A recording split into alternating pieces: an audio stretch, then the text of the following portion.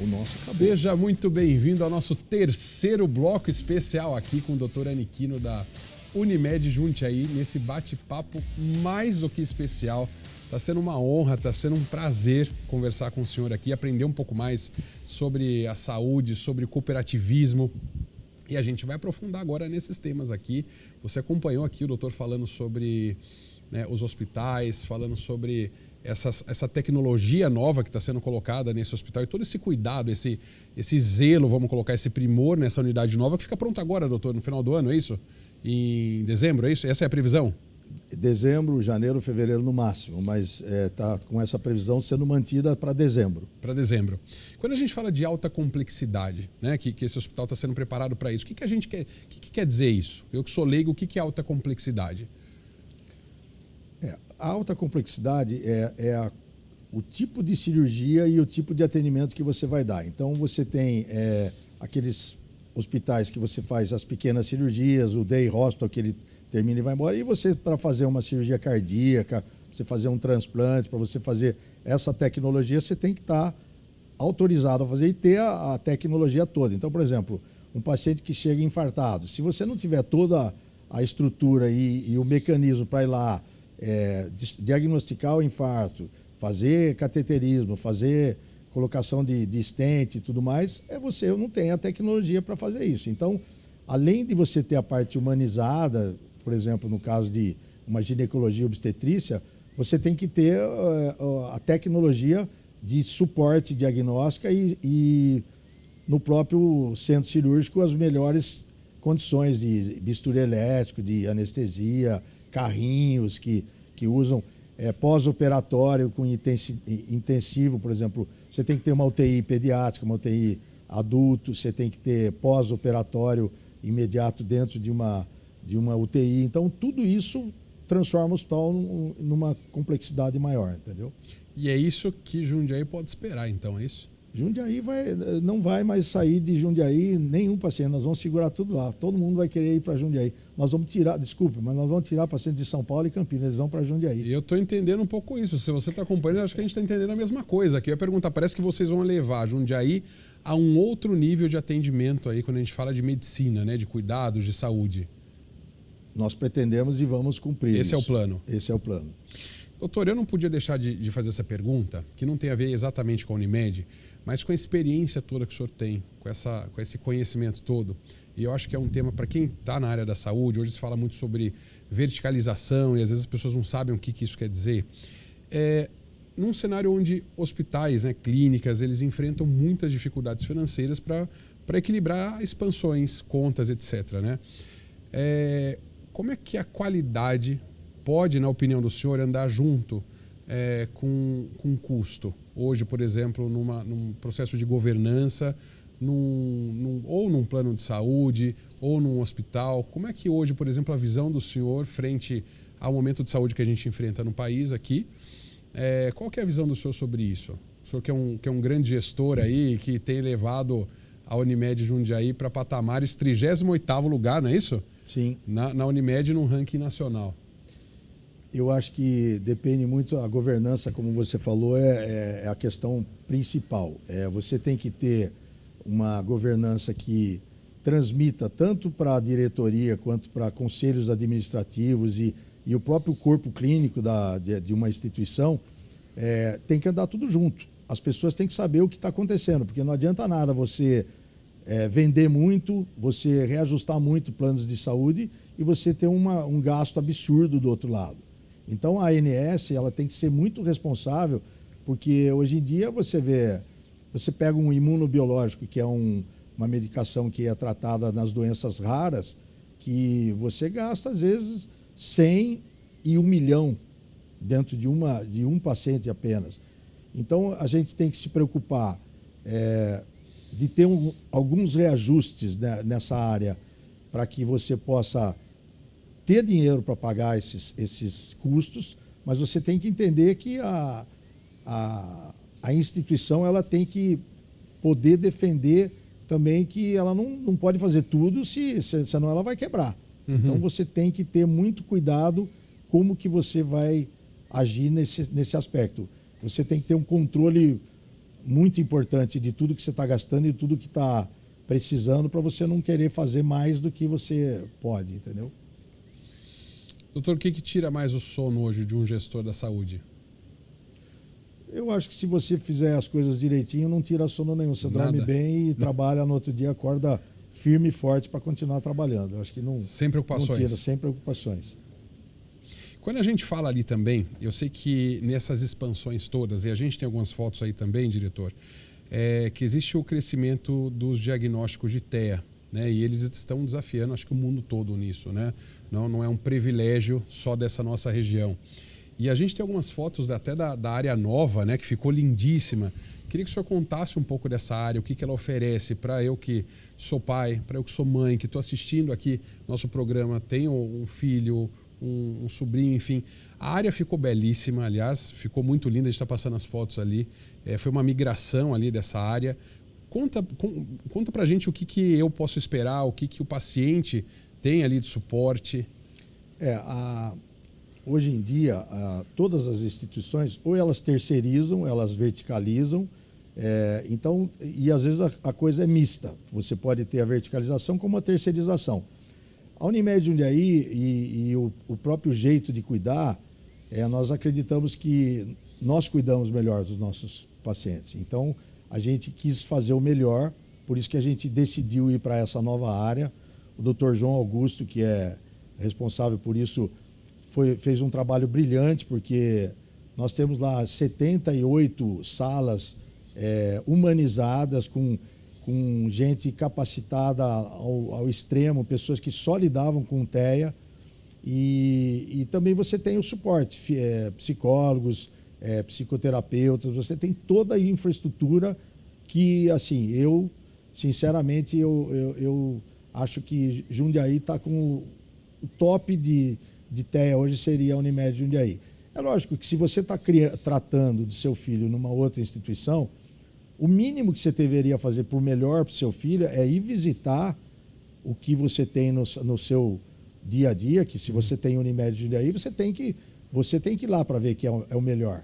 E eu acredito que no futuro a tendência e a migração vai ser bem maior do que a gente imagina, porque nós temos o melhor serviço de TEA realmente acho que de Jundiaí e região, porque a gente fez são pessoas extremamente capacitadas que estão lá, e eu gostaria que as mães fossem conhecer, que a população fosse ver que não é um trabalho para...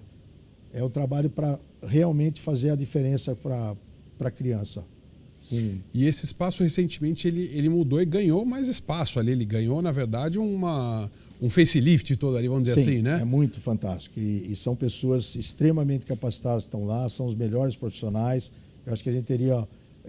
Jundiaí só teria a ganhar se as mães fossem para lá. Não é por ser da Unimed, por ser diretor, é porque realmente é um espaço muito bem feito. Existe alguma forma dessas mães ou esses pais terem contato? Existe algum agendamento? Como é que essas pessoas chegam até esse espaço? Existem os telefones, WhatsApp, e-mails que você pode marcar, e uma equipe acompanharia realmente essas mães, que eles vão se surpreender positivamente. Eu acho que isso é importante conhecer. É importante, antes de né? Qualquer outra situação, entendeu?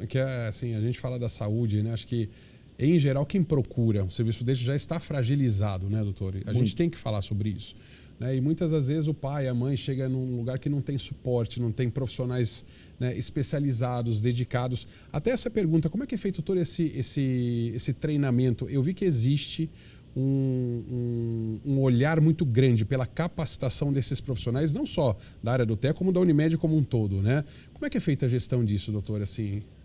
Porque normalmente, um exemplo, uma criança que é considerada especial, que um neuropediatra vai indicar alguma coisa, ela tem que passar por várias etapas de psicólogos, psiquiatras e fonoaudiólogos, tudo para você determinar qual é o grau de problema que essa criança tem e o que ela vai poder fazer para melhorar essa situação.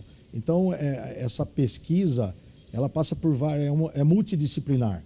E aí sim você tem um diagnóstico mais preciso para você tentar fazer um tratamento que não sobrecarregue os pais, porque Uma criança que fica lá 30, 20, 40 horas por semana, você acaba com a vida dos pais, né? Porque eles ficam o tempo inteiro em função dessas crianças. Então, existe todo um equilíbrio que eu acho que profissionais da área vão fazer o melhor pelo seu filho. E não só pelo filho, como pela família que está ali, que Exatamente. exige também suporte ali, né? É muito difícil. Realmente é um trabalho de tirar o chapéu e realmente Jundiaí está bem... pensou muito nessa parte e eu acho que a gente só tem a vencer no futuro assim que o pessoal começar a conhecer o trabalho que foi feito. Você viu as fotos aí? Sim, tá lindíssimo. É coisa de primeiro mundo que a gente fez, visando o melhor. Perfeito. Ô, doutor, depois de tantos anos de medicina, o que emociona o senhor ainda dentro de um hospital? Eu emociono fora do hospital, quando eu vejo as pessoas que saem curadas, isso aí emociona muito. Recentemente nós tivemos num aniversário uma pessoa que foi tratada pela Unimed. Se você vê a alegria dele por ter curado um câncer na Unimed, é de tirar o chapéu, e isso emociona bastante, porque você vê que você fez o melhor e que deu o resultado. Então isso é uma coisa que deixa você muito orgulhoso por estar trabalhando pela saúde das pessoas. E quanto gestor, eu também anotei uma pergunta, você não posso deixar de fazer essa daqui. O que a Unimed ensinou para o senhor nesses anos todos, no sentido de liderança de pessoas? Porque existe uma equipe muito grande que faz toda essa gestão. A gente está aqui entrevistando o senhor, mas tem muita gente trabalhando uma hora dessa, né? E que está fazendo um trabalho ali exaustivo, equipes atendendo, assim como o senhor falou, né? Curando pessoas. O que esses anos todos, agora falando pessoalmente mesmo, tirando o doutor e falando assim, pessoalmente, o que essa experiência, esses anos todos, ensinou para o senhor? O senhor pode nos ensinar com isso? Ela me ensinou que a gente não faz que nem andorinha, não faz verão sozinho. Você depende de equipe, você faz parte de uma engrenagem, você tem que fazer o seu melhor, mas você sozinho não faz nada. Você depende de equipe, você depende de alavancar para que os outros que venham possam fazer melhor que você. É isto? Sim. O senhor acredita que um bom suporte também é importante? Suporte de alguma equipe que apoie, que esteja próximo? O suporte da equipe é bom, mas você tem que ter a ajuda de Deus. Se ela vier junto com você, você não precisa temer ninguém. Eu acho que ela nos dá força para a gente tocar e atravessar a montanha. E a família, doutor? Família do senhor, como é que é? Porque assim, não deve ser fácil, né? Acompanhar o senhor ativo do jeito que é, com tanta atividade. E aí, assim, a família suporta, ajuda, entende ou não? Você só tem cobrança ainda, que nem todo marido. Falou, quero o senhor em casa aqui. Uns puxões de orelha. Minha esposa é nutricionista, a gente é casado há 38 anos. Como ela se chama? Stânia. Dona Stânia, um abraço, viu? A próxima vez tem que vir a senhora aqui para ser entrevistada aqui. E eu tenho 2 filhos gêmeos, né? Os 2 são ortopedistas.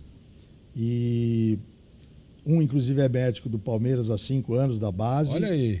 E o outro, ele é um ortopedista de mão cheia, mexe com as cirurgias de Lizarov, que você faz a reconstrução de vários problemas ósseos graves e ele consegue transportar o osso, aumentar, tirar um pedaço do osso e transportar esse osso para crescer no lugar do osso que foi retirado. Olha então, isso. É uma pessoa também... Meus 2 filhos são bem capacitados no que fazem e eu tenho orgulho disso. Não quiseram fazer urologia, melhor para mim, né? Então, deixaram para o senhor essa daí? Deixaram para mim, exatamente. Que bom, mas que bom. E a esposa está lá, então, exigindo ainda, né? Firme e forte. É isso mesmo. Muito bem. Doutor, para a gente encerrar aqui, tem um ponto importante que eu não posso deixar de falar, que é com relação ao relacionamento, né, da Unimed Jundiaí com os diversos públicos, né? Aí a gente fala do público interno, que são os colaboradores, os externos. E eu sei que ano passado, né, teve uma ação muito interessante que foi o Pedala Jundiaí, que foi promovido pela Unimed. Eu acho que se você participou, vou dar um spoiler aqui, que eu acho que eu não poderia, né? Mas eu estou sabendo que esse ano vai ter também, não vou falar a data, mas estou sabendo que esse ano vai ter. Diretor, a gente tem até umas imagens aí do Pedala. Conta pra gente, doutor, como é que é se relacionar dessa forma, porque não é só com os seus pacientes e clientes, é com a comunidade inteira de Jundiaí ali, né? Sim, aí vem, vamos voltar lá atrás. Para que você chegue no Pedala, nós tivemos que modificar a parte do desenvolvimento de mercado. A diretoria, eu tive que fazer um estudo e mostrar que a nossa equipe estava precisando mostrar quem é Jundiaí e quem que é a Unimed em Jundiaí, qual é o poder da Unimed em Jundiaí. Então, com o apoio que eu digo dos diretores, dos colegas, a gente conseguiu que a gente tivesse uma verba para poder mostrar o que é a Unimed. Então, outdoors na cidade, bus doors, a gente começou a mostrar no cinema, na TV Record, e enfim. Aí surgiu a oportunidade de, poxa, Campinas faz o Pedala, vamos fazer lá também. E foi fantástico, foi alavancou muito, todo mundo adorou, e a gente viu que esses eventos com profissionais como a TV Record, ela alavanca muito, ela mostra o que é saúde, o que é energia. Imagina você estar lá pedalando num dia bonito, com todo mundo... Tua família, da teus família. Então, filhos. eu achei que foi fantástico. Eu só tenho um evento meio triste do Pedala, que eu tive que ir para Lima lá e eu não voltei muito feliz de lá. Mas tirando isso, foi exatamente essa aí só palmeirenses entenderão, né? Esse ano eu já vi que o Pedala vai ser um dia depois da Libertadores. Então, quem sabe a gente vai poder fazer os dois. O senhor vai ter que estar presente nesse daí. Se Deus quiser.